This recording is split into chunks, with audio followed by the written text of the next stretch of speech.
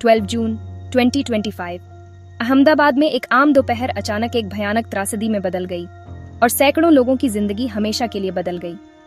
Air India की flight AI-171, एक Boeing 787 Dreamliner Sardar Vallabh भाई पटेल अंतर्राष्ट्रीय हवाई अड्डे से लंदन के लिए उड़ान भरी।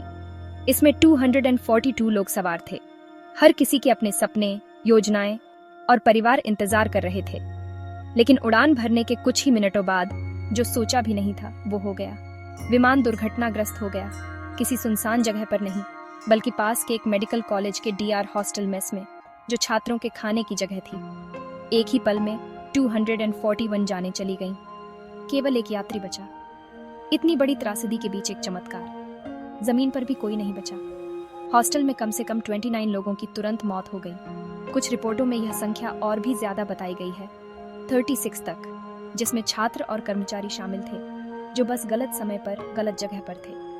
दुख की लहर शहर, देश और उससे आगे तक फैल गई। अगले कुछ दिनों में एयर इंडिया ने सम्मान और सुरक्षा कारणों से AI-171 फ्लाइट नंबर बंद कर दिया। जब उड़ानें फिर से शुरू हुईं तो एक नए कोड के तहत AI-159, लेकिन वह भी आसानी से नहीं हुआ।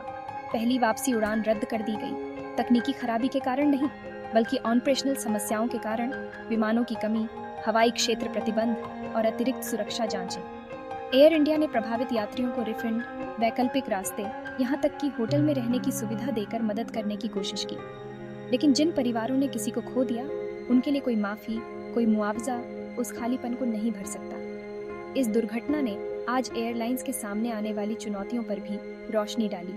वैश्विक संघर्षों के कारण बंद हवाई क्षेत्र, बदले हुए मार्ग और विमान में सवार होने वाले हर व्यक्ति के लिए बढ़ती चिंताएं। फिर भी ऐसे अंधेरे के बीच एक कहानी सबसे अलग है, एक लौता जीवित बचा व्यक्ति। कल्पना कीजिए कि उस भयावहता से बचकर निकलने वाला आप अकेले व्यक्ति हैं। 241 सहयात्रियों की यादें और जमीन पर खोई हुई जिंदगी का बोझ ढो रहे हैं। उनकी कहानी एक याद दिलाती है, हर उड़ान में सैकड़ों कहानियां होती हैं और हर जीवन अनमोल है। आइए उन लोगों को याद करें जिन्हें हमने खो दिया, और उम्मीद करें कि इस त्रासदी से मिले सबक हम सभी के लिए आसमान को सुरक्षित बनाएंगे।